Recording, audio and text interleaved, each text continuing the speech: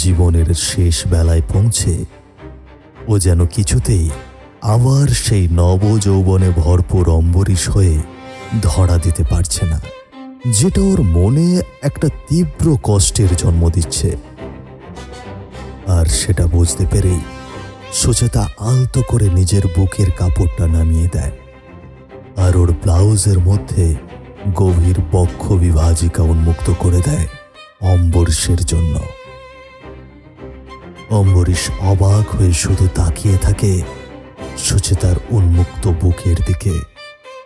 তারপর ধীরে ধীরে মুখটা নামিয়ে দেয় সুচেতার বুকে। নিজের শরীরের সবটুকু শক্তি সঞ্চয় করে আঁকড়ে ধরে সুচেতাকে। সুচেতার নরম বুকের মধ্যে নিজেকে শেষবারের জন্য হারিয়ে ফেলতে চায় অম্বরীশ। সুচেতা ওর নিজের মুখটা অম্বরীশের কাঁধে গুঁজে দেওয়ার আগে একবার সামনের দিকে তাকিয়ে দেখে জানালার ঘষা কাঁচের বাইরে দুটো ছায়া মূর্তি দাঁড়িয়ে স্থির হয়ে অম্বরীশ আর সুচেতার দিকে তাকিয়ে রয়েছে। একবার ওদের চোখে চোখ পড়তেই ওরা লজ্জায় সম্ভ্রমে নিজেদের মাথা নামিয়ে নেয়, মাথা নিচু করে সরে যায় জানালার সামনে থেকে। আর ওদের সেই পরিচিত চোখের জোড়া দৃষ্টির সামনে যেটুকু জড়তা সুচেতার ছিল সেটাও নিমেষে সরে যায় ওরা চলে যেতে। একটা দীর্ঘশ্বাস ফেলে সুচেতাও আপন করে নেয় অম্বরীশকে। বার্ধক্যের শান্ত রক্তবাহে হঠাৎ যেন জোয়ার আসে। পাগলের মতো ওরা মেতে ওঠে একে অপরকে নিয়ে।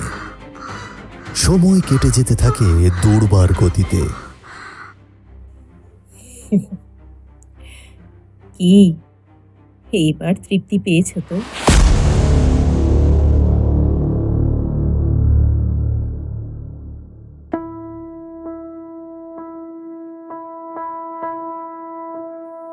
দীঘার সমুদ্রের প্রতিটা ঢেউ যখন এসে পাড়ের বিশাল বোল্ডারগুলোর উপর আছড়ে পড়ে, তখন সেই আঘাতের যন্ত্রণা বাইরে থেকে কেউ দেখতে পায় না। চোখের জল যেমন নিঃশব্দে মিশে যায় সমুদ্রের নোনা জলের স্রোতে, ঠিক তেমনি মানুষের মনের গভীরে লুকিয়ে থাকা লোভ আর লালসার খেলাও অনেক সময় আমাদের চোখের আড়ালেই থেকে যায়। নমস্কার, আমি পার্থ প্রতিম দাস। আপনাদের সবাইকে স্বাগত জানাই রহস্যের অন্ধকারে চ্যানেলের আজকের নতুন পর্বে। আজ আপনাদের জন্য লেখক শিবাঙ্গনের কলমে এক হারহীন করা গল্প, কলঙ্ক। কলকাতার প্রতিষ্ঠিত ব্যারিস্টার শ্রী অম্বরীশ মুখোপাধ্যায় জীবনের শেষ কয়েকটি বছর নিজের ইচ্ছাতেই পরিবারের থেকে দূরে কাটাচ্ছিলেন তিনি। কিন্তু হঠাৎ করেই দীঘার এক বিলাসবহুল হোটেলের 7 তলার ব্যালকনি থেকে উদ্ধার হয় তার আংশিক ঝুলন্ত মৃতদেহ। আপাত দৃষ্টিতে মৃত্যুর কারণ ম্যাসিভ হার্ট অ্যাটাক বলেই মনে হয়, কিন্তু তদন্তের সময় পুলিশের হাতে আসে এক অদ্ভুত সূত্র। অম্বরীশ বাবুর হোটেলের রুম থেকে উদ্ধার হয় এক নারীর পরিধেয় শর্টকাট, টপ এবং অন্তর্পাশ। যে বয়সে মানুষের জীবনের সব চাওয়া পাওয়া শান্ত হয়ে আসে, সেই বয়সে এসে ঠিক কি এমন ঘটেছিল অম্বরীশ বাবুর জীবনে? এই অসম প্রেমের আড়ালে কি লুকিয়ে আছে 50 লক্ষ কোটি টাকার এক গভীর ষড়যন্ত্র, নাকি এক মোহময়ী তরুণীর মিথ্যে ভালোবাসার মারণ ফাঁদ? সত্যি কে করলো এই খুন, আর কেনই বা করলো?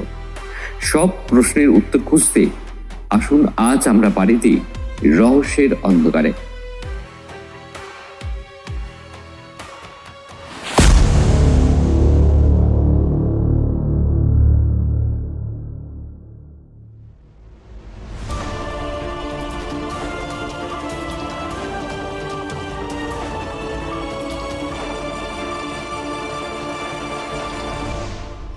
আজ ভোর থেকেই উত্তপ্ত হয়ে উঠেছে সমুদ্র নগরী দীঘা। এক চাঞ্চল্যকর ঘটনার খবর ছড়িয়ে পড়তেই পর্যটন শহরটিতে নেমে এসেছে তীব্র উত্তেজনা।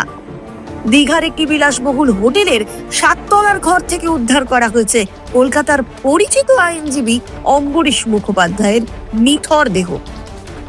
পুলিশের প্রাথমিক অনুমান, ম্যাসিভ হার্ট অ্যাটাকেই মৃত্যু হয়েছে অম্বরীশ বাবুর।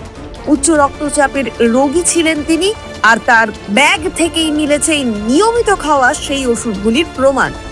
ধারণা করা হচ্ছে সপ্তাহান্ত কাটাতে তিনি একাই দীঘায় এসেছিলেন।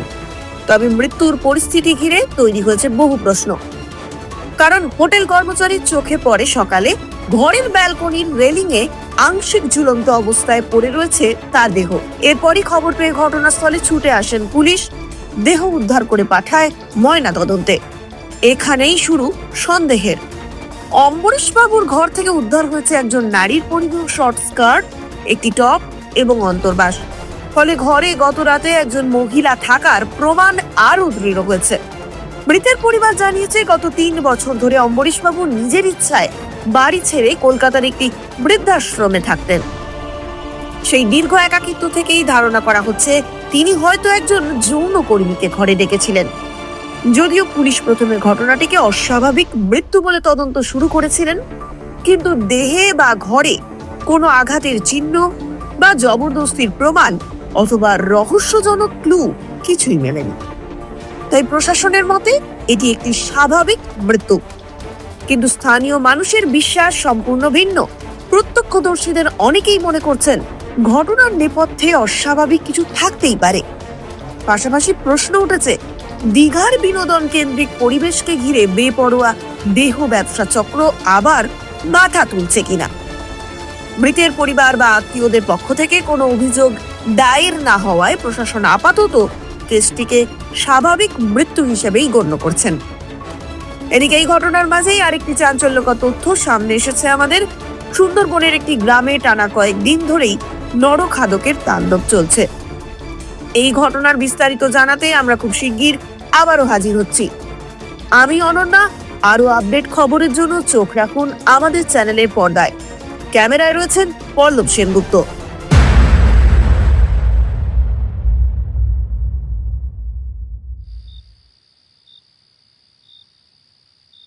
অম্বরীশ বেশ অনেকক্ষণ ধরেই বাইরের ব্যালকনিতে বসেছিল। সাথে গরম জামা কাপড় সেই রকম কিছু না থাকায় সন্ধে হয়ে যাওয়ার পর থেকে একটু শীত শীত লাগছে। প্রকৃতি জানান দিচ্ছে হেমন্ত পার হয়ে এবার শীত বাংলার দ্বার প্রান্তে উপস্থিত। সন্ধে নামার সাথে সাথেই বাতাসে একটা হিমেল হাওয়ার পরশ অনুভব করা যাচ্ছে। কয়েকদিন ধরে গলাটায় একটু খুসখুস করছে অম্বরীশের। ডাক্তার ওকে এই সময়টায় ঠান্ডা লাগাতে বারণ করেছেন, আর ডাক্তারের কথাটা মনে করিয়ে দেওয়ার জন্যই জগদীশ্বর বলে ওঠে, ভাই অম্বরীশ, আর কতক্ষণ এখানে অপেক্ষা করবে? এবার তো ঘরে যাও, সন্ধ্যা নেবে গেল যে। জীবনের সায়ান্নে দাঁড়িয়ে জগদীশ্বরের বলা কথাটা যেন অদ্ভুতভাবেই মিলে যায় অম্বরীশের চিন্তার সঙ্গে। ও মন থেকে মেনে নিতে না চাইলেও কথাটা সত্যি। এই বৃদ্ধাশ্রমে ওরা যতজন আবাসিক রয়েছেন প্রত্যেকেরই জীবন একেবারে শেষ ছত্রে বিচরণ করছে। যে কোনো দিন ওদের যে কারোর পরপারে ডাক এসে যেতে পারে। সারা জীবনের অনেক চড়াই উতরাই পার হয়ে অবশেষে ওদের জীবনের শেষ বেলার ঠিকানা এই বৃদ্ধাশ্রম। অম্বরীশ পেশায় একজন বেশ প্রভাবশালী ব্যারিস্টার ছিলেন। নিজের ছেলেকে সেই মতোই তৈরিও করেছেন। নিজের পেশা থেকে অবসর নেওয়ার পর যখন কিছুটা সুখে কাটাবেন বলে ঠিক করলেন, তখনই কোনো এক দৈব চক্রে ছেলে আর ছেলের বউয়ের সংসারে তিনি অপ্রয়োজনীয় বলে বিবেচিত হন। আর অম্বরীশের মেয়ে বছর 10 আগে থেকেই বিদেশে প্রতিষ্ঠিত। যদিও কয়েকদিন আগেই তার সঞ্চিত সমস্ত টাকা কড়ি তার এক ছেলে আর এক মেয়ের মধ্যে প্রয়োজন অনুসারে ভাগ করে দিয়েছেন। কিন্তু ভবিতব্যের লিখন খণ্ডায় কার সাধ্যি। তবে এই বৃদ্ধাশ্রমে এসে পৌঁছে নিজের পূর্ব পরিচিত কিছু বন্ধুকে দেখে ধীরে ধীরে সাময়িক সেই শোকটা কাটিয়ে উঠেছেন অম্বরীশ। এখানে প্রায় বছর 5 হয়ে গেল। মাঝে মাঝে ওর মনে হয় কোনোভাবে যমরাজের খাতা থেকে ওর নামটা বাদ পড়ে যাওয়ার কারণে তার এসে পৌঁছতে এতটা দেরি হয়ে যাচ্ছে। জীবনের শেষ বেলায় এই অর্থহীন জীবন আর বয়ে বেড়াতে ভালো লাগে না অম্বরীশের। বৃদ্ধাশ্রমের 3 তলার ব্যালকনিতে দাঁড়িয়ে সেই সবই মনে মনে ভাবছিলেন বিখ্যাত আইনজীবী অম্বরীশ মুখোপাধ্যায়। কিন্তু তার চিন্তায় হঠাৎ ছেদ ঘটালেন তাদেরই বন্ধু প্রলয়। তুমি ওকে আর কিছু বলো না জগদীশ্বর, আমি ওকে খুব ভালো করে চিনি। তুমি ওকে আগে থেকে যতই ঠান্ডা লাগার ভয় দেখাও না কেন, ও এখন ওখান থেকে আসবে না। প্রাক্তন পুলিশ কর্তা প্রলয় সেন আর লেখক জটিলেশ্বর বন্দ্যোপাধ্যায় তখন মনোযোগ সহকারে দাবা খেলায় ব্যস্ত ছিলেন। তাদের মধ্য থেকে প্রলয়বাবু যখন অম্বরীশকে কথাটা বললেন, তখন অম্বরীশ ওদের দিকে না ঘুরে আর পারেন না। অম্বরীশবাবু বুঝতে পারেন কোনোভাবে ওদের দাবা খেলার মনোসংযোগ দাবার বোর্ড থেকে উঠে এখন অম্বরীশের ব্যালকনিতে দাঁড়ানোতে এসে পৌঁছেছে। আর ঠিক তখনই প্রলয় আবার বলে ওঠে, সুচেতার ট্রেন হাওড়া পৌঁছবে সন্ধ্যে 6টা নাগাদ। এখানে এসে পৌঁছতে পৌঁছতে সন্ধ্যে 7টা। ততক্ষণে অম্বরীশ ওখানেই দাঁড়িয়ে থাকবে, বুঝলে জগদীশ্বর? প্রলয়বাবু এতটাই আত্মবিশ্বাসের সঙ্গে কথাটা বলেন যে শুনে মনে হতে বাধ্য অম্বরীশ সুচেতার জন্যই ব্যালকনিতে অপেক্ষা করে রয়েছেন। জগদীশ্বরবাবু সেটা বুঝতে পারলেও মুখে কিছুই বলেন না। একটু হেসে আবার দাবার বোর্ডে মনোনিবেশ করে বলেন, আর কথা যদি সত্যি হয় তবে আমাদের আর অম্বরীশের মনোসংযোগে বাধা দেওয়া ঠিক নয়। ও বরং সুচেতার জন্য অপেক্ষা করে থাকুক। আমরা কিভাবে একে অপরের রাজাকে খাওয়া যায় সেই লড়াইয়ে ব্যস্ত থাকি। তবে ভাই প্রলয়, তোমার রাজা কিন্তু এখন একটু বেকায়দায় রয়েছে, ঠিকভাবে সামলে রেখো কিন্তু, না হলে বেচারা বেঘোরে প্রাণটা দেবে। জগদীশ্বরবাবু হাসির মোড়কে কথাটা বললে প্রলয়বাবু এবং উনি নিজেও হো হো করে হেসে উঠলেন। অন্যদিকে অম্বরীশ নিজেও ওদের সঙ্গে দাবার বোর্ডে যোগদান করেন। তবে আজ কিছুতেই যেন ওনার মনটা শান্ত করে দাবার বোর্ডে বসতে পারলেন না। যখনই স্থিরভাবে কিছু একটা ভাবতে যাচ্ছেন, তখনই সুচেতাকে ঘিরে একটা না একটা কথা ওনার মাথায় এসে চলেছে। বুঝলেন এভাবে মনোসংযোগ করা যাবে না। অন্যদিন সুচেতা দেবীও ওনাদের সঙ্গে থাকেন বলে অম্বরীশবাবু খুব সহজেই দাবায় মনোনিবেশ করতে পারেন, যেটা আজ সম্ভব না।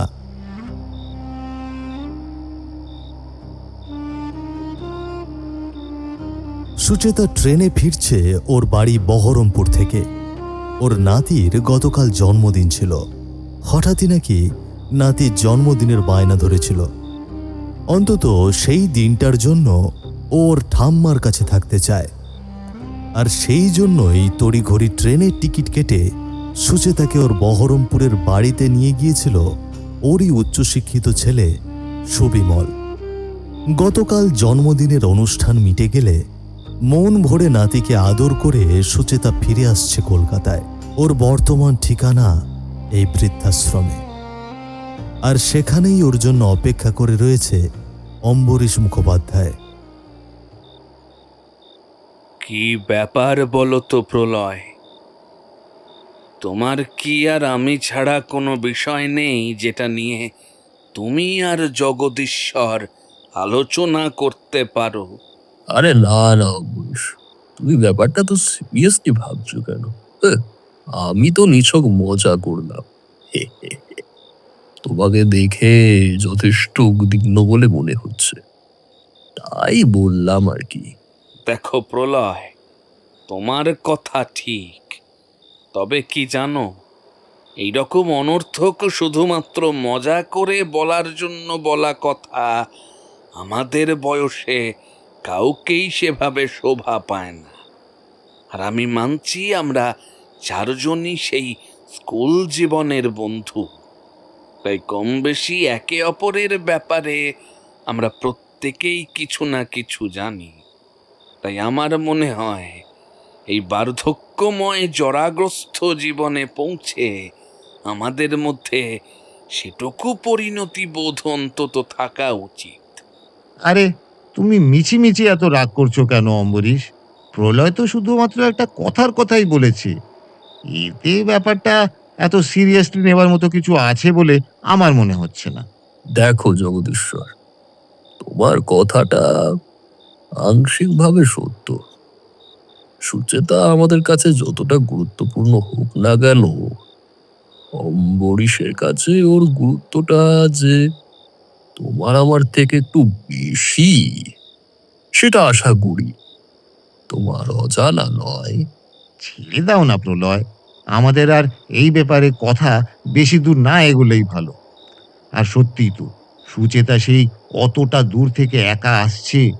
ওর নিজের সন্তান এতটাই অকৃতজ্ঞ যে মাকে একবার হাওড়া স্টেশন পর্যন্ত পৌঁছে দেওয়ার ন্যূনতম বোধটাও সে দেখায়নি। সেক্ষেত্রে সুচেতার জন্য দুশ্চিন্তা হওয়াটা তো স্বাভাবিক। যতই যাই বলো ভাইয়া, কোনটা স্বাভাবিক আর কোনটা অস্বাভাবিক সেটা মানুষের মুখ দেখলেই বোঝা যায়। এই তো আমরা তিনজন একসঙ্গেই আছি। সেক্ষেত্রে আবার তোমার মতন একই রকমের চিন্তা হচ্ছে না যতটা অম্বরীশের হচ্ছে। ও যে আমাদের থেকে বেশ কিছুটা বেশি হচ্ছে সেটা আশা করি বুঝতে তোমার অসুবিধে হচ্ছে না। আহ প্রলয়, এবার থামো। লেবু কচলে সেটাকে তেতো করে ফেলো না। ওরা যখন নিজেদের ভেতর এভাবেই পরস্পর পরস্পরের দিকে প্রশ্ন তুলতে ব্যস্ত, ঠিক তখনই ওরা দেখতে পায় বৃদ্ধাশ্রমের মেইন গেট দিয়ে একটা স্কুটি ভেতরের উঠানে ঢুকে আসে। ঘড়িতে সময় ঠিক সন্ধ্যা 7:05। অম্বরীশ, প্রলয় আর জগদীশ্বর তিনজনই জানে স্কুটি চেপে তিথি আসছে। মেয়েটির বয়স বছর 25-এর মধ্যে। বাংলা সাহিত্য নিয়ে স্নাতকোত্তর শেষ করে এই মুহূর্তে পিএইচডি করবার প্রস্তুতি নিচ্ছে, আর একটা কলেজে পার্ট টাইম পড়ায়। আর তার সঙ্গে একটা স্থানীয় দৈনিক পত্রিকায় নিয়মিত লেখালেখি করে। আর সেই সূত্রেই তার এই বৃদ্ধাশ্রমে নিত্য যাতায়াত। প্রায় প্রতিদিনই সন্ধ্যের দিকে সময় পেলেই তিথি চলে আসে বৃদ্ধাশ্রমে। এখানে প্রায় জনাকুড়ি আবাসিক থাকলেও নিজের পছন্দেই ও বেছে নিয়েছে বিল্ডিংয়ের 3 তলার বাসিন্দাদের। তারা হলেন বৃদ্ধ আইনজীবী Ambarish Mukhopadhyay, retired police officer Pralay Sen আর লেখক জগদীশ্বর বন্দ্যোপাধ্যায়। তবে তিথির ওদেরকে বেছে নেওয়াটা একেবারে অপ্রাসঙ্গিক নয়। প্রথম দিকে ও যখন এখানে আসতো তখন কথায় কথায় একদিন জানতে পেরেছিল ওরা তিনজন একে অপরের পূর্ব পরিচিত এবং প্রায় স্কুল জীবনের বন্ধু। এক কাকতালীয় সংযোগে জীবনের প্রথম দিকের বন্ধুরা জীবনের শেষ বেলায় আবার একত্রিত হয়েছে এই বৃদ্ধাশ্রমে। তাই সে তাদের জীবনের ওপরে একটা ডকুমেন্টারি তৈরি করবে। ওদের জীবনের নানা ঘটনা পরম্পরা নিয়েই ধারাবাহিকভাবে সে তার পত্রিকায় লেখালেখি করছে।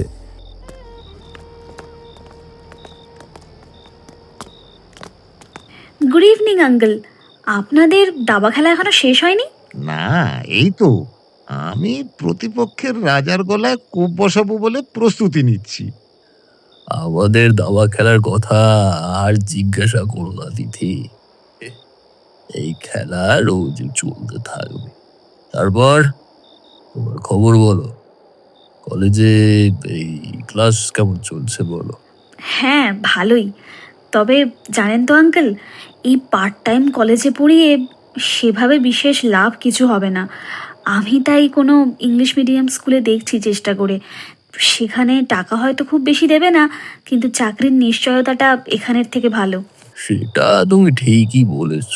হ্যাঁ, আসলে এখন চাকরি বাকরি ব্যাপারটাই কিরকম যেন এই অনিশ্চিত হয়ে পড়েছে। তবে তুমি সিদ্ধান্তটা একদম সঠিক নিয়েছ। হ্যাঁ, এখন যেভাবে আগাছার মতন ইংলিশ মিডিয়াম স্কুল পাড়ায় পাড়ায় গড়ে উঠিয়েছে, তাতে তুমি কোথাও না কোথাও চাকরি ঠিক পেয়ে যাবে। এতক্ষণ অম্বরীশ একটা কথা না বললেও তিথির দিকে এক দৃষ্টিতে তাকিয়েছিল। যেখানে মেয়েটা চাকরি খোঁজার চেষ্টা করছে, সেই জায়গাটাকে এভাবে আগাছার সঙ্গে তুলনা করে প্রলয়। নিশ্চিতভাবেই তিথির মনে একটা আঘাত দিয়ে বসে। ক্ষণিকের জন্য তিথির মুখে সেই ছাপ দেখতে পায় অম্বরীশ, আর সেটা শুধু অম্বরীশই পড়তে পারে। তবে পরক্ষণেই তিথি নিজেকে সামলে নিয়ে বলে, সেটা আপনি ঠিক বলেছেন কাকু। সেজন্যই ভাবছি কোনো স্কুলে চাকরি নেব। এদিকে চাকরি পাওয়ার প্রসপেক্ট অনেক বেশি। আচ্ছা তিথি, আমরা আগের দিন কোথায় ছিলাম? তিথি সেই সময় অম্বরীশের জীবনের একটা অত্যন্ত গুরুত্বপূর্ণ ঘটনার ওপর ওর আর্টিকেলটা লিখছিল। সেই মতো অম্বরীশের সাথে কথা বলে প্রয়োজনীয় সমস্ত তথ্য নেওয়ার জন্যই ও আজ এসেছে। অম্বরীশ তাড়া দিতে তিথি ওর নোটবুকটা খুলে খুব তাড়াতাড়ি পাতাগুলো উল্টে বলে, ওই যে আঙ্কেল, আপনি আমাকে আগের দিন ওই শাহজাহানপুরের রাজবাড়ির উত্তরাধিকারদের মধ্যে মামলা মোকদ্দমা সেই কেসটার ব্যাপারে বলছিলেন। ঠিক আছে, তুমি এক কাজ করো, আমার ঘরে এসে বসো। আমি এখানে বেশ অনেকক্ষণই দাঁড়িয়ে আছি। এবার সত্যিই বেশ ঠান্ডা লাগছে। আর তাছাড়া আমরা কথা বললে জগদীশ্বর আর প্রলয়ের দাবা খেলাটা ব্যাহত হতে পারে। ঠিক আছে আঙ্কেল, তাই চলুন। কথাটা কিন্তু সত্যি, আমাদেরও আর এখানে বসে থাকাটা ঠিক হবে না। চলো প্রলয়, আমরাও এই অসমাপ্ত দাবার বোর্ডটা নিয়ে আমাদের ঘরে চলে যাই। ওদের কথা শুনে তিথি হেসে এগিয়ে যায় ওদের দিকে। তারপর বেশ যত্ন করে ওদের দাবার বোর্ডটা পৌঁছে দেয় জগদীশ্বরের ঘরে। প্রলয় ওর কাজের জীবনে যতই জাঁদরেল পুলিশ অফিসার থাক না কেন, বয়স বাড়ার সঙ্গে সঙ্গে অস্টিও আর্থারাইটিস ওকে ভয়ঙ্কর রকমের কাবু করে দিয়েছে, সেটা বলাই বাহুল্য। হাতের লাঠি ছাড়া প্রলয় এক পাও নড়তে পারে না। তাই তিথি ওদের দাবার বোর্ডটা নিয়ে জগদীশ্বরের ঘরের দিকে এগিয়ে গেলে জগদীশ্বর আর হাতের লাঠিতে ভর করে প্রলয় ধীরে ধীরে তিথিকে অনুসরণ করে। আর তার কিছুক্ষণ পর তিথি ফিরে আসে অম্বরীশের ঘরে, আর এসে দেখে অম্বরীশ ফোনে কারো সাথে একটা কথা বলছে।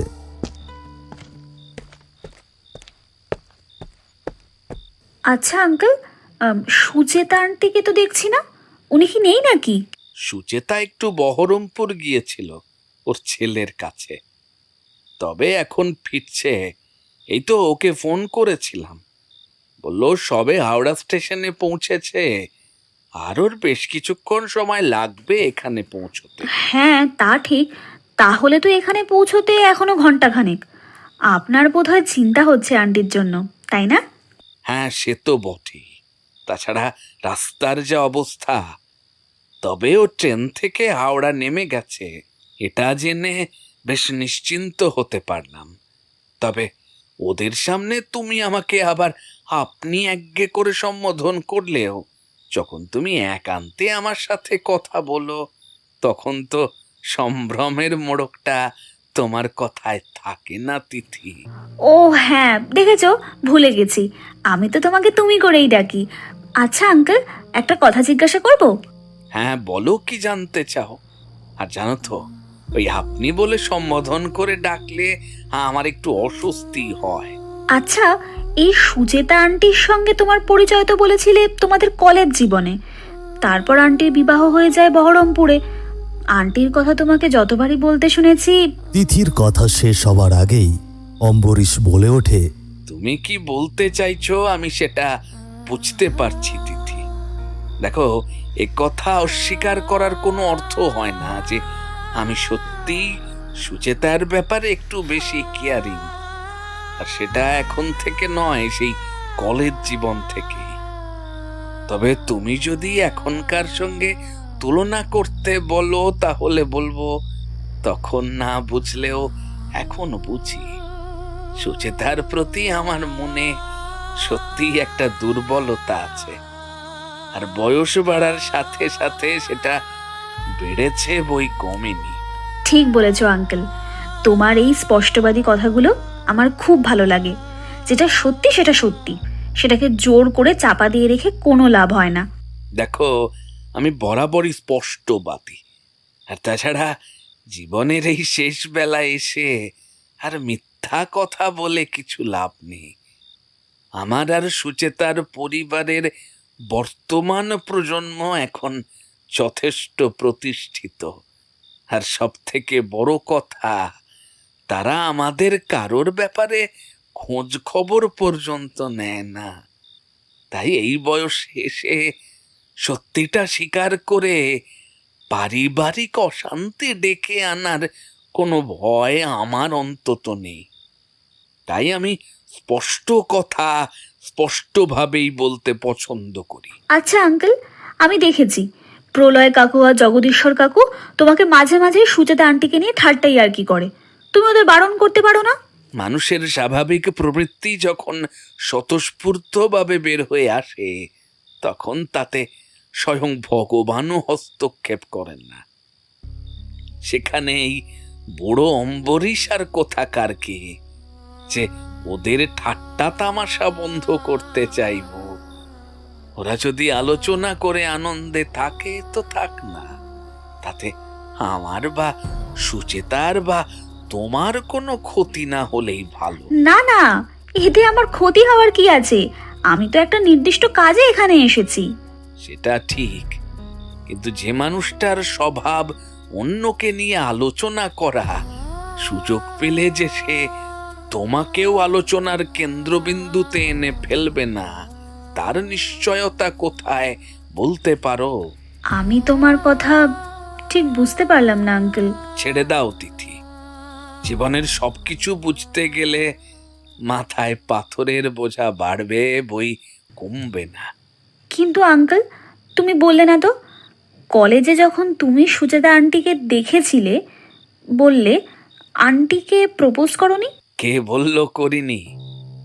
কিন্তু তখন আমার কপালে জুটেছিল স্ট্রং রিজেকশন। তারপর থেকে প্রায় মাস তিনেক সুচেতা আমার সাথে একটা কথা পর্যন্ত বলেনি।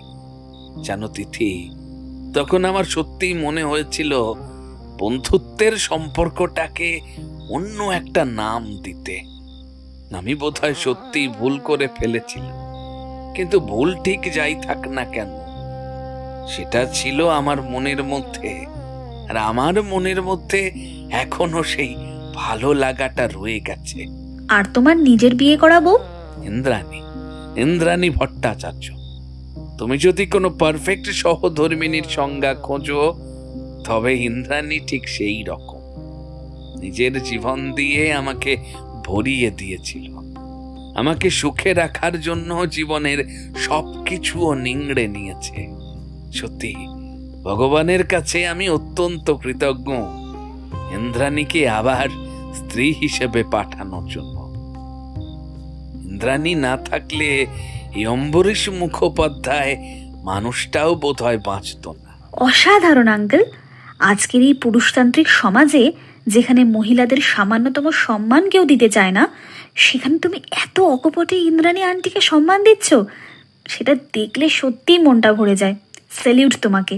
না গো, ব্যাপারটা স্যালুট দেওয়ার কথা নয়। ইন্দ্রাণী ওর সারা জীবনে আমার জন্য যে ত্যাগ করেছে, তাতে যদি ওর প্রাপ্য সম্মান আমি না দিতাম, তবে সেটা হতো একটা চরম অমানবিকতার কাজ। কারণ একটা ব্যাপার বুঝতে হবে, সুচেতা সেই সময় আমার কল্পনায় থাকলেও ইন্দ্রাণী ছিল আমার বাস্তবে। আমার প্রতিটা লড়াইয়ে আমার সঙ্গে কাঁধে কাঁধ মিলিয়ে সেও লড়ে গেছে। আর সব থেকে বড় কথা কি জানো, ইন্দ্রাণী সুচেতার কথা জানতো, কিন্তু কোনোদিন তার জন্য আমাকে বিন্দুমাত্র অভিযোগ করেনি। ও নিজের সবটুকু দিয়ে আমাকে ভরিয়ে দিতে চেয়েছিল। আচ্ছা, ইন্দ্রাণী আন্টি এখন কোথায়? কি জানি, আছে হয়তো কোথাও একটা, হয় সপ্তর্ষি মণ্ডল, নয় কালপুরুষের মধ্যে কোনো একটা ছোট তারা হয়ে সে ঝুলে রয়েছে। বছর 15 আগে ওর ব্লাড ক্যান্সার ধরা পড়ে। তখন আমি আমার সামর্থ্য মতো চিকিৎসা করালেও সেটা পর্যাপ্ত ছিল না। তাই বোধহয় আমার প্রতি একটু অভিমান করেই সে আমাকে ছেড়ে চলে গেছে চিরদিনের জন্য। আঙ্কেল, সত্যি আমার বলার কোনো ভাষা নেই। তুমি কতটা সহজে আন্টির চলে যাওয়াটা ব্যাখ্যা করতে পারলে, মনে এতটুকুও খেদ না নিয়ে। হে বাবা, এতে মনে খেদ কেন আসবে? যখন সময় হবে তখন তো যেতেই হবে। আমি চাইলেও কি তাকে আটকে রাখতে পারবো ভেবেছ? যেদিন সুচেতা আমাকে ছেড়ে যাওয়ার কথা হয়েছিল সেদিনও ছেড়ে চলে যায়। আমি অনেক চেষ্টা করেও আটকে রাখতে পারিনি। আবার হয়তো যেদিন তোমার এই আর্টিকেল লেখার কাজ শেষ হয়ে যাবে সেদিন তুমিও আমাকে ছেড়ে চলে যাবে। আমি কি সেদিনও তোমাকে আটকে রাখতে পারবো ভেবেছ? পারবো না। কাউকে আটকে রাখা যায় না তিথি। কেউ যদি নিজে থেকে না থাকতে চায় তবে তাকে আটকে রাখার চেষ্টা করা বৃথা। আমি না, আমি কিভাবে? আরে এটাই তো জীবনের নিয়ম। জীবন একটা রেলগাড়ির মতো, তাতে যাত্রীদের ওঠা নামা চলতেই থাকে। যার গন্তব্যের স্টেশন যখন এসে যায় তখন সে নিজেই নেমে যায়। তার বাকি যাত্রীদের জন্য তারা অপেক্ষা করে না।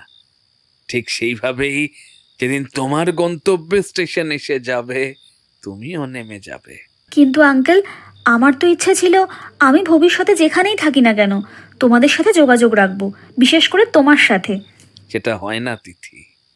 তুমি তো প্রায় সৃষ্টির নিয়মের উল্টো কথা বলছো। সব কিছু কি আর নিয়ম মেনে হয় আঙ্কেল? তবে একটা ব্যাপারে আমি বুঝতে পারলাম না, আমি যদি তোমার সাথে কোনোদিন যোগাযোগ রাখতে না পারি তবে কি তুমি আমাকে মিস করবে, নাকি সেটাকেও জীবনের নিয়ম আখ্যা দিয়ে আমাকে ভুলে যাবে? জীবনে কাউকে মনে রাখা এবং ভুলে যাওয়াটা সম্পূর্ণ নিজের ইচ্ছার অধীন তিথি। হ্যাঁ জানি তো আঙ্কেল, সেজন্যই তো বলছি, যেভাবে ইন্দ্রাণী আন্টি চলে যাওয়ার এত বছর পরেও তুমি ওনাকে মনে রেখেছো, ওনার সাথে চুটিয়ে সংসার করার মাঝেও মনের মধ্যে সুচেতা আন্টিকে রেখেছো, সেইভাবেই তুমি আমাকেও মনে রাখতে পারবে? দেখো, মনে তুমি থাকবে, তবে কিভাবে সেটা বলতে পারবো না। ওদের সাথে আমার সম্পর্কটা ছিল অন্যরকম। ওদের মনে রাখার জন্য সেই সম্পর্কের সঙ্গে জড়িত নানা ঘটনাগুলো ক্যাটালিস্টের কাজ করত। কিন্তু তোমার সঙ্গে তো আমি জানি আমার সঙ্গে তোমার সম্পর্ক শুধুমাত্র তোমার জীবনের কিছু অভিজ্ঞতা আমায় বলা, আর সেগুলো আমার খাতায় নোট নেওয়ার মধ্যেই সীমিত, তার বেশি কিছু নয়। আমাদের মধ্যে বয়সের পার্থক্যটা প্রায় 50 বছরেরও বেশি। তাই এক্ষেত্রে সম্পর্কটাকে অন্য কোনো মাত্রা দিতে গেলে সেটা হবে একেবারে অসামঞ্জস্যপূর্ণ। এ কথা কেন বলছো আঙ্কেল? বিধানের সঙ্গে আমার বয়সের পার্থক্য মাত্র 2 বছর। আমাদের এঙ্গেজমেন্ট হয়ে গেলেও আমি জানি ওর সঙ্গে আমি সুখী হব না। সারাদিনে একবার করে ফোন করে খবর নেওয়া ছাড়া আমার প্রতি আর বিশেষ কোনো আগ্রহ তার নেই। সে নিজের কেরিয়ার নিয়েই ব্যস্ত। তোমাকে আরেকটি উদাহরণ বলি, কলেজে পড়াকালীন একটি ছেলের সঙ্গে আমার সম্পর্ক তৈরি হয়েছিল। তোমার কাছে একান্তে স্বীকার করতে আমার কোনো বাধা নেই। ছেলেটির সাথে আমার বার্ধক্যের শারীরিক সম্পর্কও তৈরি হয়েছিল কলেজ থেকে এক্সকারশনে গিয়ে। কিন্তু কলেজ যখন শেষ হওয়ার পথে, তখন আমি তাকে আমাদের সম্পর্কটার কথা তার বাড়িতে বলতে বলি। ব্যাস, সেই শেষ। আর তার সাথে আমার আর কোনো যোগাযোগ হয়নি। সে আর কোনো দিন আমার সাথে যোগাযোগ করার চেষ্টা করেনি। তার সাথে আমার বয়সের পার্থক্য ছিল মাত্র কয়েক মাসের। সেই সম্পর্কটাও আমার জীবনে টেকেনি। আর যদি টিকতো তবে যে আমি খুব সুখী হতাম, এতটা কষ্ট কল্পনা আমি অন্তত করতে পারি না। তাই আমার কি মনে হয় জানো আঙ্কেল, বয়সটা বড় কথা নয়, আসল ব্যাপার হলো পারস্পরিক সম্মান বোধ, একে অপরের ব্যাপারে কেয়ারিং হওয়া। আমি চাই তুমি যেমন সুচেতা আন্টির জন্য বাইরের ব্যালকনিতে দাঁড়িয়ে অপেক্ষা করছিলে, বারবার ফোন করে খবর নিচ্ছিলে আন্টি কখন এসে পৌঁছবে সেটা জানার জন্য, আমার জন্য সে একই রকমভাবে কেউ একজন আমারও কেয়ার করবে। তুমি এটা কি করে জানলে আমি সুচেতার জন্য ব্যালকনিতে দাঁড়িয়েছিলাম? আমি তো জানি সুচেতার এখানে পৌঁছতে আরো ঘন্টা খানেক সময় লাগবে। তুমি নিশ্চয়ই এটা বলবে না যে তুমি আমার আসার জন্য অপেক্ষা করছিলে ওখানে? যাক যাক, বাতাও বাতাও এসব আলোচনা। আমি বরং আগের দিন যে কেসটার কথা তোমাকে বলছিলাম সেটা বলি। না আঙ্কেল, তোমার কাছে এই প্রশ্নটার উত্তর গুরুত্বপূর্ণ কিছু না হলেও আমার কাছে এটা অত্যন্ত গুরুত্বপূর্ণ। তুমি প্লিজ বলো। আচ্ছা তিথি, এতদিন তো আমি আমার কথাই বলে এলাম, আজ না হয় তুমি তোমার কথা বলো। এই যে তোমার দুজন বয়ফ্রেন্ড, একজন প্রাক্তন আর একজন বর্তমান, তাদের সাথে তোমার পরিচয় কি করে হলো? বিধানের সঙ্গে আমার একটা ম্যাট্রিমনি অ্যাপ থেকে পরিচয় হয়। আমার মা বাবা এখন আমার বিয়ের জন্য হন্যে হয়ে পাত্র খুঁজছেন। তারাই যোগাযোগ করেছিলেন সেই অ্যাপের মাধ্যমে। আর কোনো কারণে বিধান ওনাদের চোখে সব থেকে যোগ্য বলে বিবেচিত হয়। তারপর যোগাযোগ করা হলে ওনাদেরও আমাকে পছন্দ হয়ে যায়। তারপর আর কি, এঙ্গেজমেন্ট, রেজিস্ট্রি, আর সামনের নভেম্বরে আমাদের সামাজিকভাবে বিয়ে করার পরিকল্পনা আছে। এগুলো সবটাই অতীত। আর ভবিষ্যতের জন্য একরাশ সন্দেহ নিয়ে আমি দাঁড়িয়ে আছি এই বর্তমানে। জানি না ভগবান আমার কপালে কি লিখেছেন। আর তোমার সেই কলেজের ছেলেটি? থাক না আঙ্কেল, যে আমার জীবন থেকেই সম্পূর্ণ মুছে গেছে তার কথা মনে করে আর কি লাভ। তাকে কি সত্যি মন থেকে ভুলে যেতে পেরেছো তিথি? প্রথম ভালোবাসা কখনো ভুলে যাওয়া যায়? যায় না। আমি কি সুচেতাকে ভুলতে পেরেছি? আর আমি বলে না তো, আমার বিয়ে হয়ে যাবার পর আমাকে তুমি ভুলে যাবে কিনা? বিধানের সঙ্গে তুমি এতটাই আনন্দে দিন কাটাবে যে আমার কথা তোমার মনে পড়বে না তিথি। তখন তোমার সবটাই ঘিরে থাকবে শুধু বিধান, আর কেউ নয়। I love you uncle. Tithi হঠাৎ করে কথাটা বলার সাথে সাথেই অম্বরীশ কিছু একটা বলতে গিয়েও চুপ করে যায়, কারণ ও জানে এরপরে আর কিছু বলার কোনো অর্থই হয় না। এই ছোট্ট তিনটে শব্দবন্ধ যেমন অনেক সম্পর্ক শুরু করতে পারে, তেমনি অনেক সম্পর্ককে নিমেষে শেষ করেও দিতে পারে। অম্বরীশ কিছুক্ষণ তিথির দিকে তাকিয়ে থাকেন অপলক দৃষ্টিতে, তারপর নিজে থেকেই বের হয়ে যান ঘর থেকে। বাইরের ব্যালকনিতে গিয়ে তিনি দাঁড়ান। নিচে গেট দিয়ে দেখেন একটা গাড়ি ভেতরে ঢুকছে।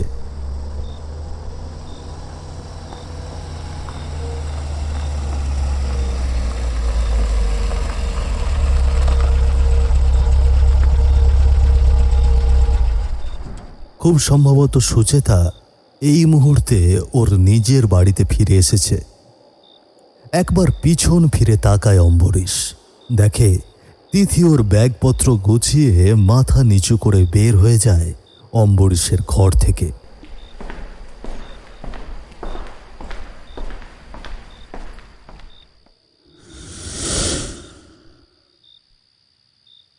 তুই ভালো আছিস তো প্রলয়? কেন, আমার আবার কি হলো? আমি সবসময় যেমন এখনো সেরকমই আছি। কেন, আমায় দেখে তোর মনে হচ্ছে আমি খারাপ আছি বলে নাকি? আমি বাইরে থেকে ভালো থাকার কথা বলছি না, আর এটা আশা করি তোকে বুঝিয়ে বলতে হবে না। আরে ভেতরে বাইরে আবার কি, আমরা পুলিশের লোক, গোয়েন্দা বিভাগে কাটিয়েছি বহুদিন। আমরা সোজা কথার মানুষ, যাই বাইরে তাই ভিতরে। গোয়েন্দা বিভাগে যখন ছিলিস তখন নিশ্চয়ই ক্রিমিনালদের ধরার জন্য ছদ্মবেশ নিতে হতো। তুই পুলিশ অফিসার হিসেবে খুব বড় কিছু হতে পারলেও ওই ছদ্মবেশ ধারণে তুই আজও বড় কাঁচা প্রলয়। কি বলতে চাইছিস তুই? বলতো জেরেকাশ। আমি কাল রাতে তোর ঘরে গিয়েছিলাম। তোর ছেলের লেখা চিঠিটা টেবিলের ওপর পড়েছিল, সেটা আমি পড়েছি। তাই হো হো হো, এবার বুঝতে পেরেছি। তবে ওটা না পড়লেই পারতিস। কি লাভ বল? তবে কি ঠিক করলি?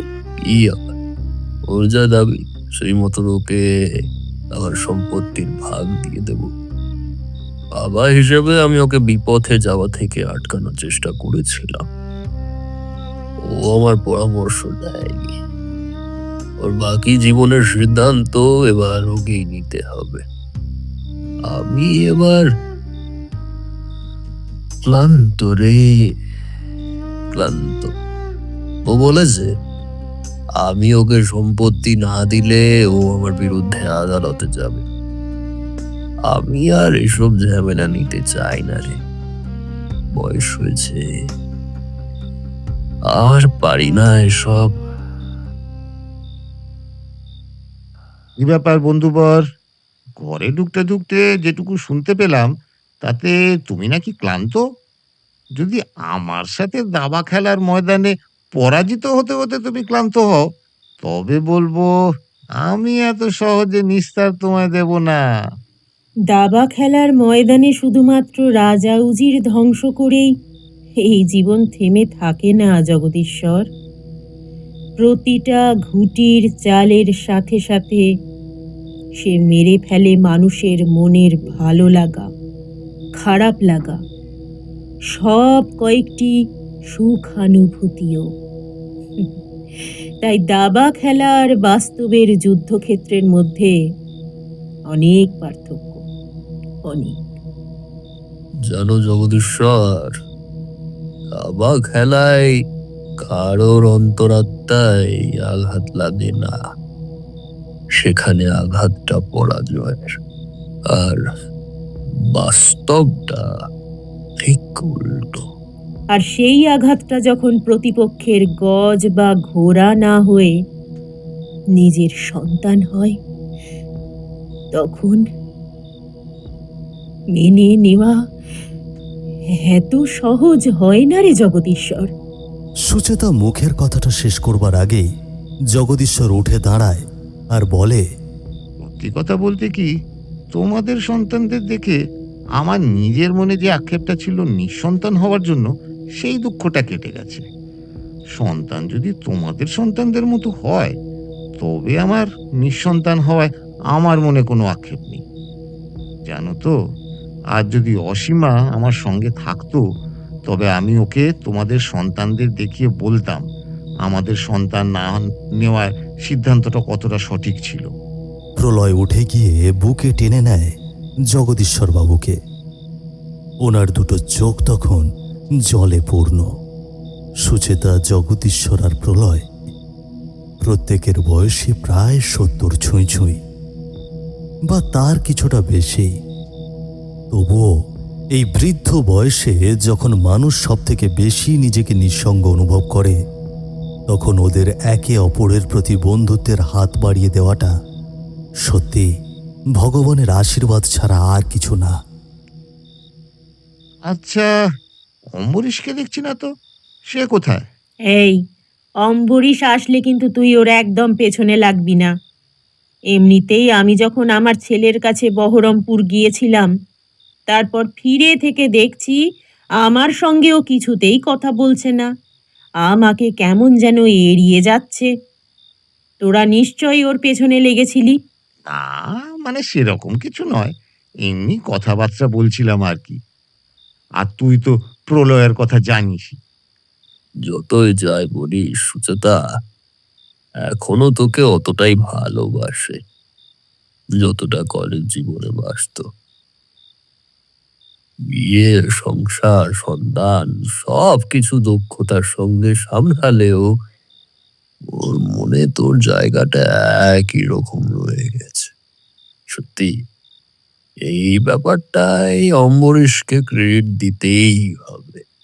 প্রলয়ের কথার উত্তরে কিছুই বলে না সুচেতা, শুধু চুপ করে কিছুক্ষণ বসে থেকেই উঠে পড়েন। তার আগের দিনের রাতের একটা ঘটনা হঠাৎ করেই ওর মনে পড়ে যায়। সুচেতা প্রলয়ের ঘর থেকে উঠে অম্বরীশের ঘরের সামনে যাওয়ার সময় একবার থমকে দাঁড়িয়ে পড়ে। দরজার ফাঁক দিয়ে দেখে অম্বরীশ ওর বিছানায় শুয়ে আছে। আসবো অম্বরীশ? আরে আরে সুচেতা, এসো এসো এসো। সুচেতা ঘরের ভেতরে প্রবেশ করবার সাথে সাথেই বালিশে মাথা দিয়ে বিছানায় শুয়ে থাকা অম্বরীশ মাথাটা তুলে আধ শোয়া হয়ে বসে আর বিছানার পাশে রাখা একটা বেতের মোড়া দেখিয়ে দেয়। সেখানে সুচেতাকে বসার জন্য নির্দেশ দেয়। কি গো, শরীর ঠিক আছে তো? না হলে এই অসময়ে তুমি এভাবে তো শুয়ে থাকো না। না না, কিছু হয়নি, শরীর ঠিক আছে, এমনি একটু শুয়ে আছি। তাহলে কি মন খারাপ? কেন, আমাকে কখনো দেখেছো মন খারাপ করতে? আর তাছাড়া মন খারাপ করার কোনো কারণ তো নেই, তাই আমার মন খারাপ হওয়ারও কোনো কারণ নেই। আর ইউ শিওর কোনো কারণ নেই তো? আছে নাকি?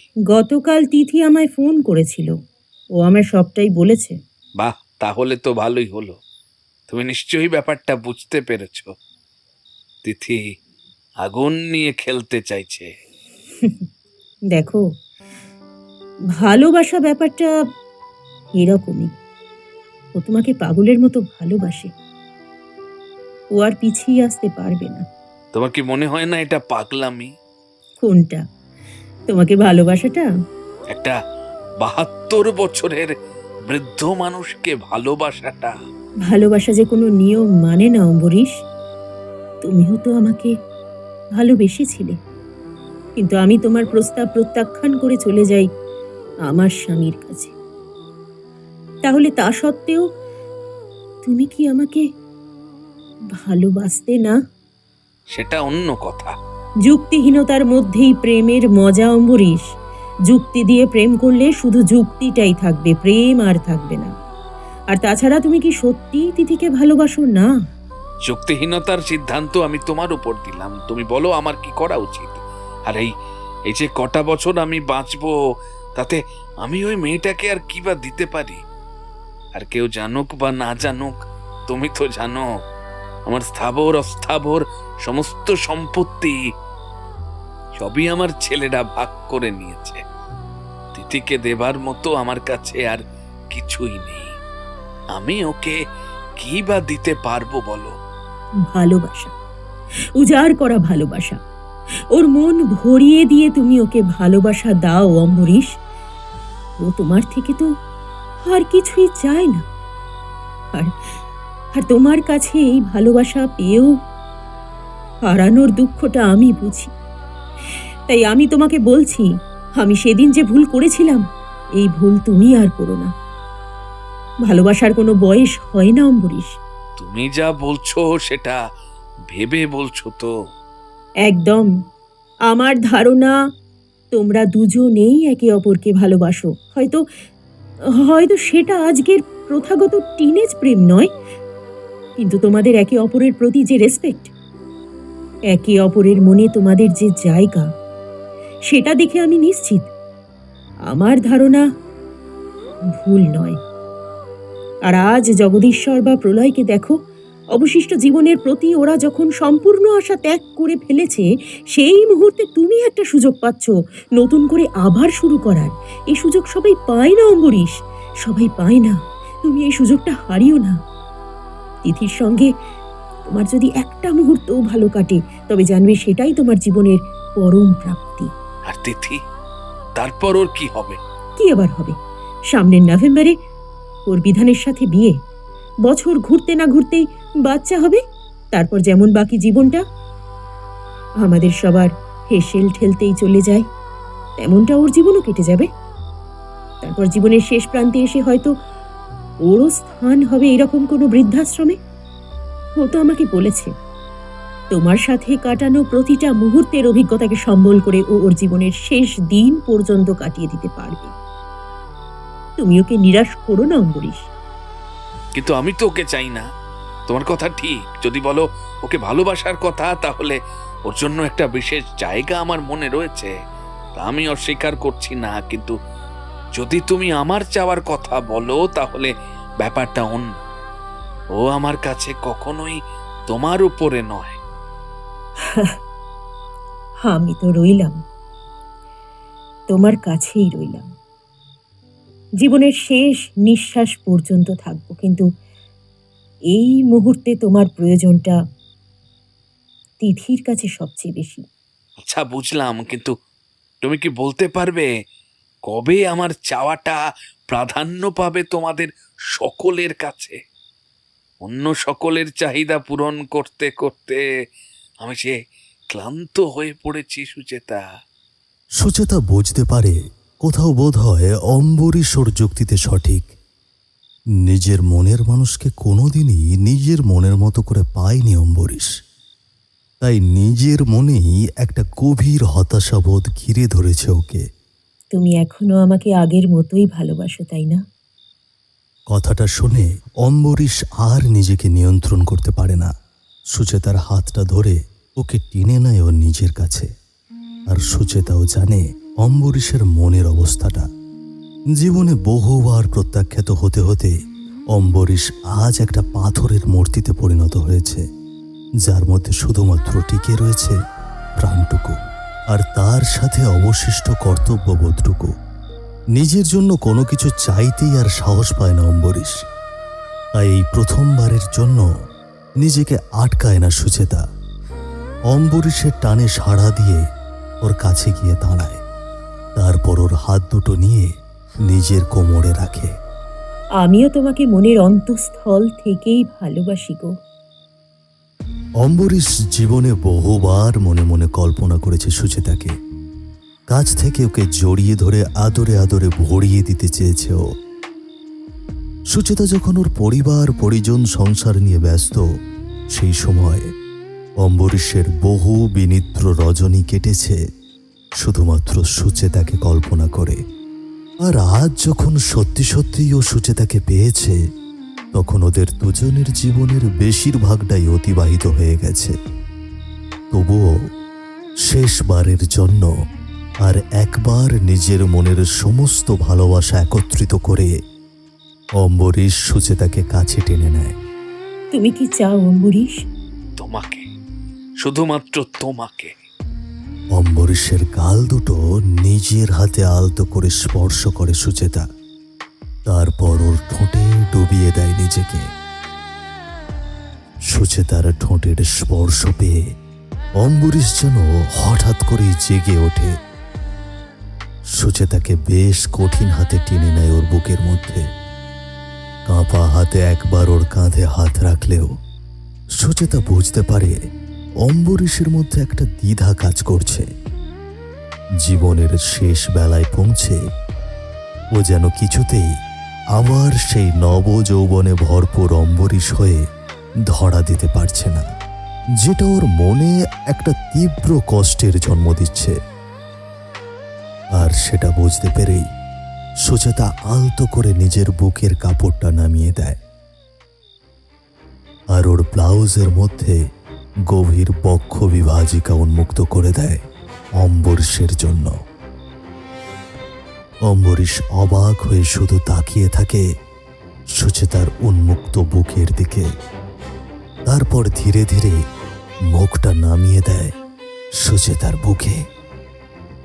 নিজের শরীরের সবটুকু শক্তি সঞ্চয় করে আঁকড়ে ধরে সুচেতাকে।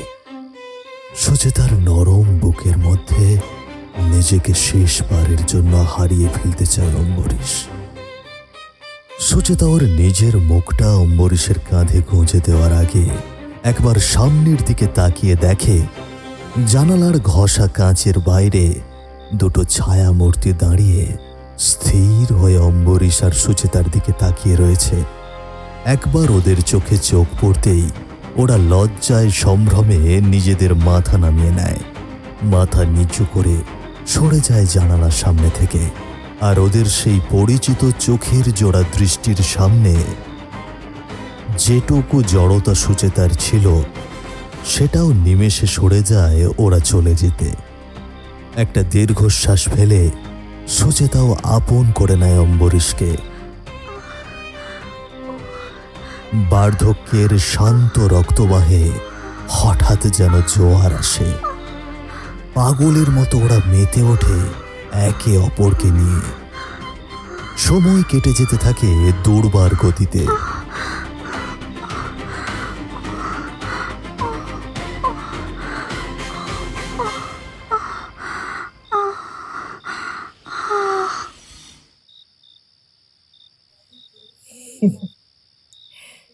কি এবার তৃপ্তি পেয়েছ তো?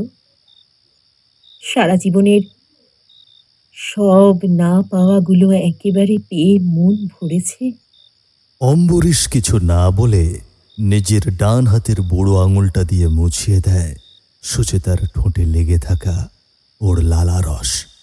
একটু ঘাড় নেড়ে বুঝিয়ে দেয় সে তৃপ্ত। ওর সারা শরীর তখন ঘামে ভিজে, উত্তেজনায় বুকের ভেতরটা হাঁপড়ের মতো লাফাচ্ছে। আর ওর কানের কাছে মুখটা নিয়ে এসে সুচেতা ফিসফিস করে বলে, তবে এবার গ্রহণ করো তিথিকে। ওকে ওর বাকি জীবনের নিঃসঙ্গতা ভুলে থাকার একটা কারণ দাও প্লিজ। আর তুমি ওকে ফিরিয়ে দিও না। এবারেও মুখে কিছু বলে না অম্বরীশ, শুধুমাত্র সুচেতার গালে শেষবারের মতো এঁকে দেয় ওর ভালোবাসার চিহ্ন, বুঝিয়ে দেয় ও প্রস্তুত।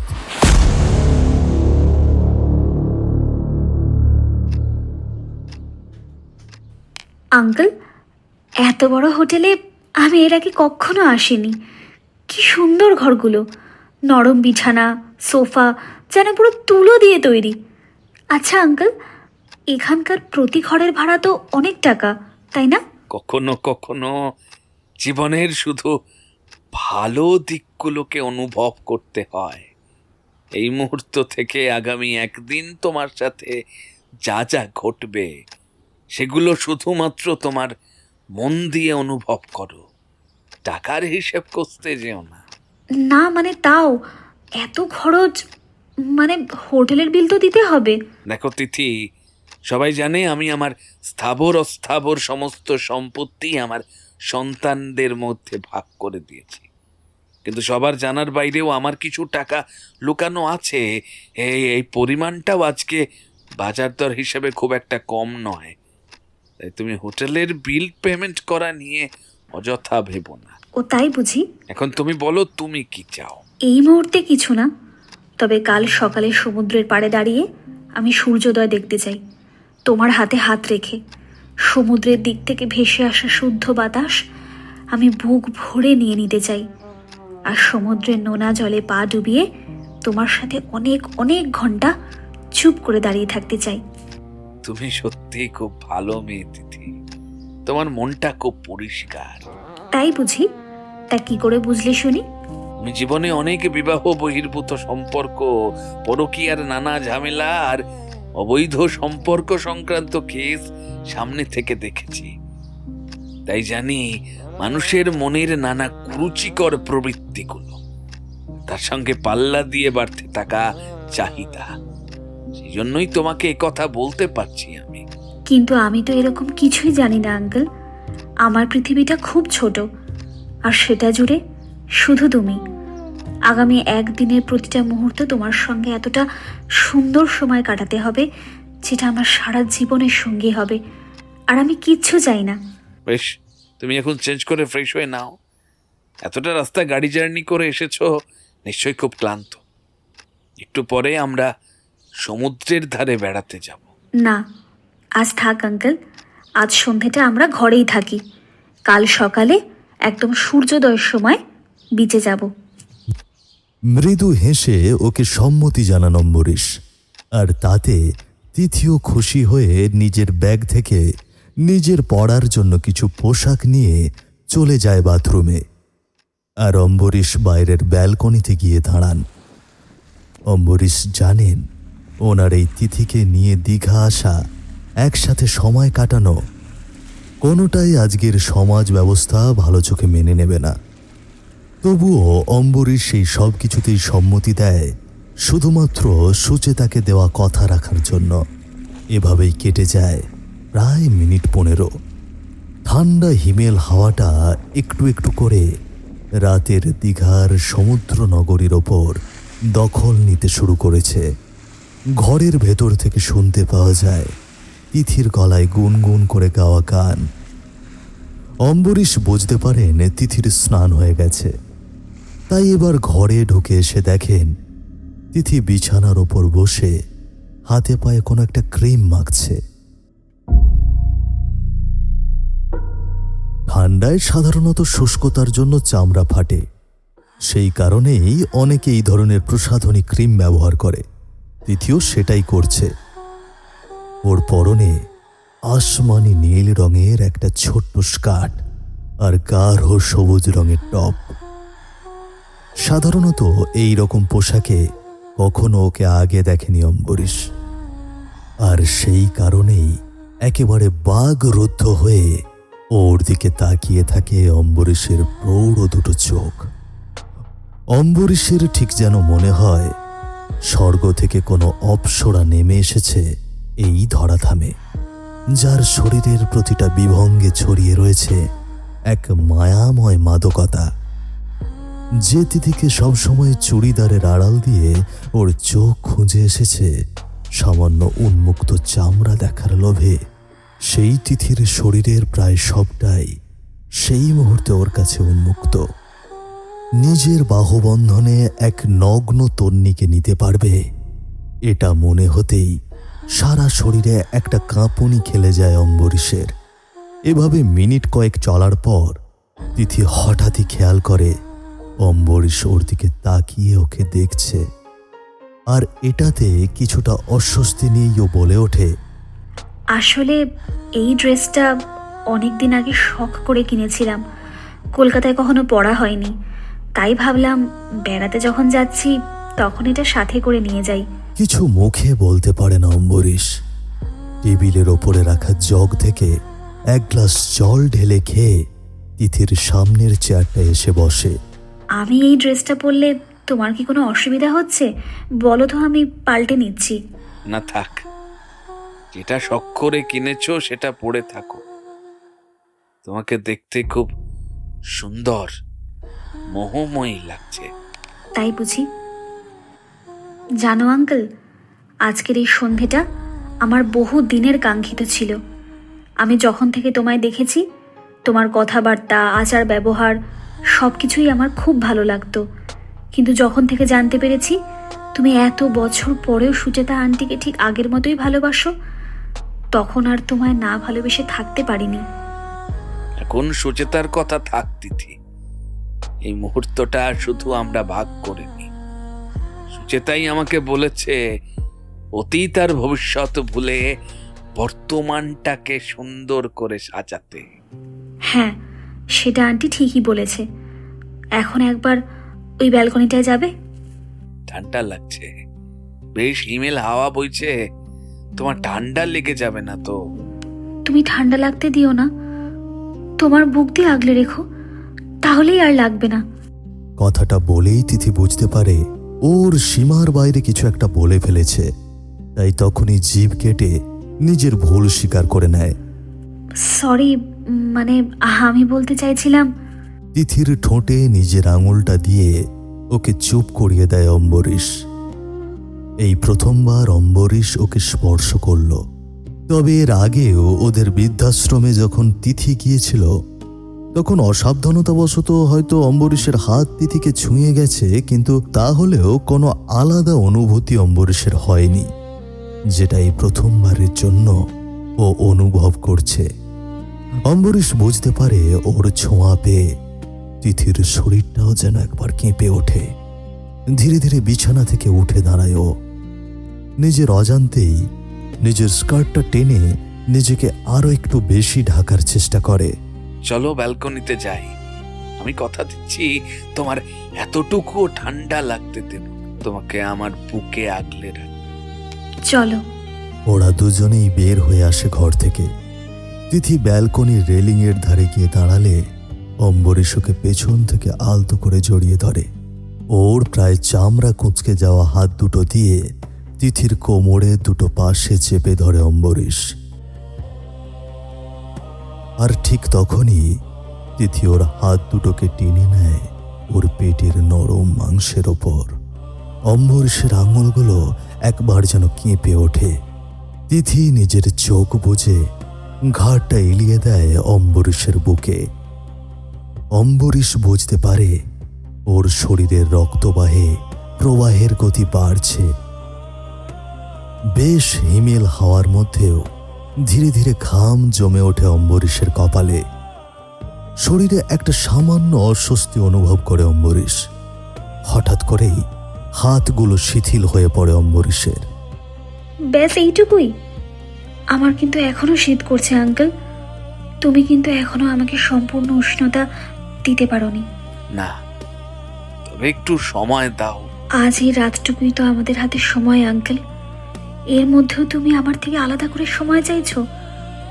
বুঝতে পেরেছি, তোমার সুচেতা আন্টির কথা মনে পড়ছে, তাই না?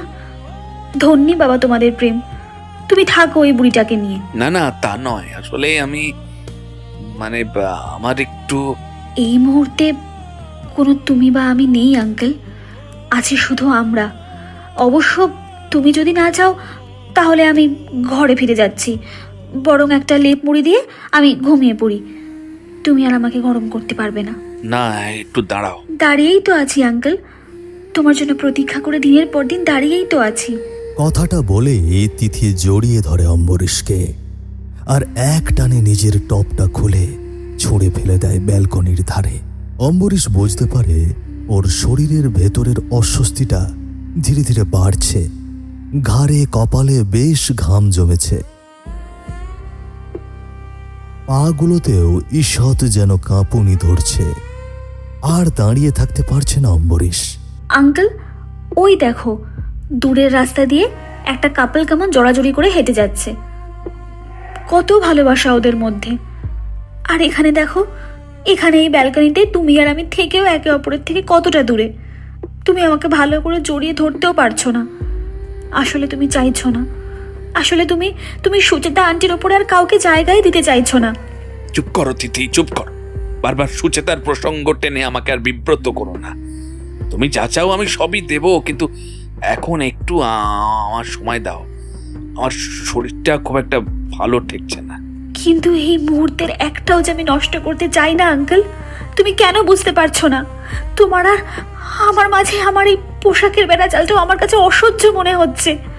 আমার মনে হচ্ছে কেন তুমি এগুলো খুলে ফেলে দিয়ে আমাকে সম্পূর্ণ নিজের করে নিচ্ছ না? ইতিহাতে এসেও আমাকে নিজের করে নিতে তোমার কিসের বাধা? আমার শরীরটা ভালো লাগছে না, বুকে হালকা ব্যথা করছে।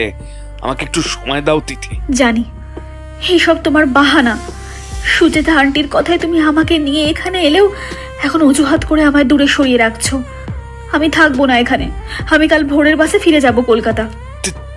তিথি, তিথি, আমাকে একটু সময় দাও প্লিজ, প্লিজ। অম্বরীশের হাতের বাঁধনটা এক ঝটকায় খুলে ফেলে ঘরে ফিরে আসতে যায় তিথি। আর ঠিক সেই মুহূর্তেই ওকে পিছন থেকে টেনে ধরে অম্বরীশ। এক ঝটকায় ওকে নিজের বুকে টেনে নেয়, নিজের শরীরের ভেতরের সমস্ত যন্ত্রণাকে অগ্রাহ্য করে। কিন্তু আর নয়, বুকের ভেতরের তীব্র যন্ত্রণা আর সহ্য করতে পারে না সে। মুখের ওপরে ফুটে উঠছে তার ছাপ। ধীরে ধীরে রেলিংয়ের ওপর হেলে পড়ে অম্বরীশ নিজের বুকের ওপর হাত রেখে। ওর চোখে মুখে তখন একটাই আকুতি। ঘরে ওর ব্যাগের ভেতর হার্ট অ্যাটাকের ওষুধ সরবিট্রেট রাখা আছে। তিথি যেন একবার সেটা ছুটে এনে দেয়। কোনো রকমে একটা হাত তুলে তিথিকে ওর ব্যাগটা ঘর থেকে আনার জন্য অনুরোধ করে অম্বরীশ। আর ঠিক সেই মুহূর্তেই তিথি ওর সামনে দুটো হাঁটু মুড়ে বসে। ওর চোখে মুখে তখন এক ভয়ঙ্কর নিষ্ঠুর হাসি। তিথি তখন জেনে গিয়েছে অম্বরীশের জমানো প্রায় 1,50,000 নগদ টাকা ওর জন্য ব্যাংক থেকে এনে রেখেছে অম্বরীশ সুচেতার কাছে। সেই টাকার খবর কেউ জানে না, কারোর জানার দরকারও নেই। জানে শুধু দুজন, এক তিথির সুচেতা আন্টি আর তিথি নিজে। আর তৃতীয় যে মানুষটা জানে, সে তখন মৃত্যুর সাথে পাঞ্জা লড়ছে। ভয়ঙ্কর উচ্চ রক্তচাপের রোগী অম্বরীশের মৃতদেহটা যখন কাল সকালে এই হোটেলের ঘর থেকে পাওয়া যাবে, ওর মৃত্যুর কারণ হিসেবে হঠাৎ করে ম্যাসিভ হার্ট অ্যাটাককেই দায়ী করবে। কিন্তু কেউ জানবে না এর প্রেক্ষাপট রচনা হয়েছে কিভাবে। আর ঠিক সেই মুহূর্তেই সবকিছু বুঝতে পেরে অম্বরীশ ঝাপসা চোখে তিথির অর্ধনগ্ন শরীরটার দিকে তাকিয়ে থাকে এক রাশ প্রশ্ন নিয়ে। একটা কথা তোমায় বলি আঙ্কেল, বিধানকে বিয়ে আমি করছি না। তুমি আমার জন্য যে টাকাটা সুচেতা আন্টির কাছে রেখেছো, তাই দিয়ে আমার নতুন কিছু একটা শুরু করার পরিকল্পনা আছে। তোমাকে অনেক ধন্যবাদ আমার ভবিষ্যৎ জীবনটা সাজিয়ে দেওয়ার জন্য। আপাতত বিদায়। আর জানো তো, সুচেতা আন্টি একদম ঠিকই বলে, তুমি মানুষটা সত্যি খুব বোকা, যাকে বলে বোকার হদ্দ। মাটিতে পড়ে থাকা ওর টপ স্কার্ট আর অন্তর্বাসগুলোর দিকে একবার তাকিয়ে দেখে তিথি। তার আগের দিনই ওগুলো গড়িয়াহাটের রাস্তার পাশের একটা দোকান থেকে কিনেছে ও, অনেক দরদস্তুর করে। দোকানদার লোকটা ওকে দুটো বাজে কথা শোনাতেও বাদ রাখেনি, কিন্তু সে যদি জানতো এই সস্তার টপ আর মিনিস্কার্টটার আসল দাম তিথির কাছে 50 লাখ টাকা, তবে 150 টাকায় কিছুতেই ওকে দিত না। আসলে লোকটা বোকা, সস্তার জিনিসের বড় দাম লাগাতে এখনো শেখেনি, আর শেখেনি বলেই ও তিথি হয়ে উঠতে পারেনি। তিথি জানে ভালোবাসার একটা সত্যি সত্যি দাম হয়, সেটা সঠিকভাবে যে লাগাতে পারে সেই বিজয়ী হয়। ঠিক জগদীশ্বর কাকুর দাবার বোর্ডের মতো। একবার বোর্ডে কিস্তিমাত হয়ে যাওয়ার পরেও আবার বোর্ড সাজানো যায়। তবে এটা তিথির ভাবলে খুব আক্ষেপ হয়, ইস, জীবনটা যে কেন এরকম হয় না, তবে তো জীবনটা আরো সুন্দর হতে পারত। তবে তখনকার মতো ওই টপ আর স্কার্টটা তুলে নেয় না তিথি, ওগুলোকে ওখানে ফেলেই নিজের হাতে ব্যাগটা নিয়ে ও বেরিয়ে আসে হোটেল থেকে। এবার ওকে অনেকটা পথ যেতে হবে, সবে তো ওর পথ চলার শুরু।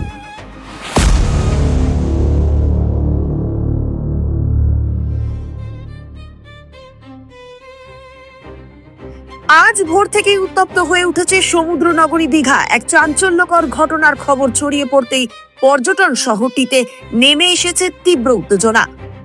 দীঘার একটি বিলাসবহুল হোটেলের 7 তলার ঘর থেকে উদ্ধার করা হয়েছে কলকাতার পরিচিত আইনজীবী অম্বরীশ মুখোপাধ্যায়ের নিথর দেহ। পুলিশের প্রাথমিক অনুমান, ম্যাসিভ হার্ট অ্যাটাকেই মৃত্যু হয়েছে অম্বরীশ বাবুর। উচ্চ রক্তচাপের রোগী ছিলেন তিনি, আর তার ব্যাগ থেকেই মিলেছে নিয়মিত খাওয়া সেই ওষুধগুলির প্রমাণ। ধারণা করা হচ্ছে সপ্তাহান্ত কাটাতে তিনি একাই দীঘায় এসেছিলেন। তবে মৃত্যুর পরিস্থিতি ঘিরে তৈরি হয়েছে বহু প্রশ্ন। কারণ হোটেল কর্মচারীর চোখে পড়ে সকালে ঘরের ব্যালকনির রেলিংয়ে আংশিক ঝুলন্ত অবস্থায় পড়ে রয়েছে তার দেহ। এরপরই খবর পেয়ে ঘটনাস্থলে ছুটে আসেন পুলিশ, দেহ উদ্ধার করে পাঠায় ময়না তদন্তে। এখানেই শুরু সন্দেহের। অম্বরীশ বাবুর ঘর থেকে উদ্ধার হয়েছে একজন নারীর পরিধেয় শর্ট স্কার্ট, একটি টপ এবং অন্তর্বাস। ফলে ঘরে গত রাতে একজন মহিলা থাকার প্রমাণ আরও দৃঢ় হয়েছে। মৃতের পরিবার জানিয়েছে গত 3 বছর ধরে অম্বরীশ বাবু নিজের ইচ্ছায় বাড়ি ছেড়ে কলকাতার একটি বৃদ্ধাশ্রমে থাকতেন। সেই দীর্ঘ একাকিত্ব থেকেই ধারণা করা হচ্ছে তিনি হয়তো একজন যৌনকর্মীকে ঘরে ডেকেছিলেন। যদিও পুলিশ প্রথমে ঘটনাটিকে অস্বাভাবিক মৃত্যু বলে তদন্ত শুরু করেছিলেন, কিন্তু দেহে বা ঘরে কোনো আঘাতের চিহ্ন বা জবরদস্তির প্রমাণ অথবা রহস্যজনক ক্লু কিছুই মেলেনি।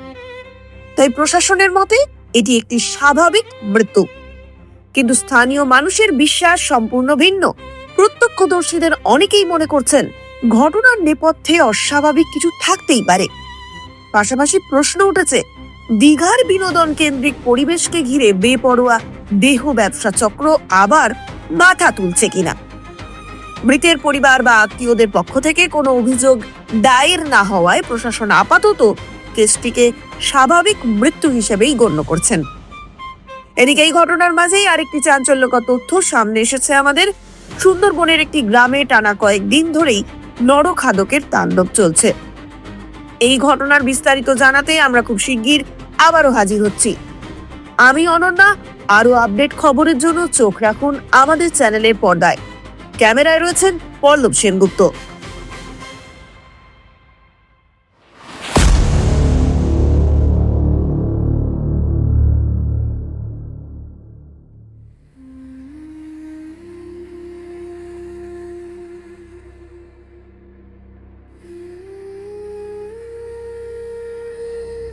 এতক্ষণ আপনারা শুনছিলেন লেখক শ্রী শিবাঙ্গনের কলমে কলঙ্ক।